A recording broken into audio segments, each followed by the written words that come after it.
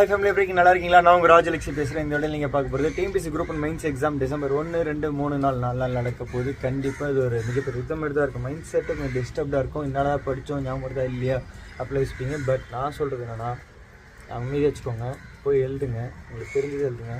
கண்டிப்பாக அந்த கொஷினுக்கான ஒரு அப்ரோச் மட்டும் காட்டுங்க, ஓகேவா? கண்டிப்பாக நீங்கள் படித்தது கண்டிப்பாக ஞாபகம் இருக்கும்.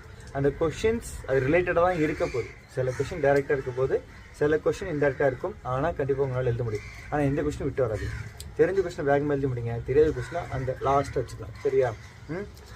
இதுக்கு ஒரு சின்ன ஸ்ட்ராட்டஜி சொல்லணுனாக்கா ரொம்ப சிம்பிளாக, இந்த டைம் நீங்கள் பண்ணுறது ஒரு காம் மைண்ட் மட்டும் தான். அதான் பெஸ்ட்டு ஸ்ட்ராட்டஜி என்னை பொறுத்த வரைக்கும். ஏன்னா நம்ம மறந்துடும், ஓகேவா? இப்போ என்ன பண்ணணும், நாளைக்கு காலையில் வந்து புது கொஷின்ஸ் அது இது உட்காந்து படிச்சுட்டு இருக்காது. படித்த வரையும் போதும், ஜாலியாக என்ஜாய் பண்ணுங்கள், நல்லா சாப்பிடுங்க, நல்லா தூங்குங்க, இப்போ எக்ஸாம் எழுதிட்டு வாங்க.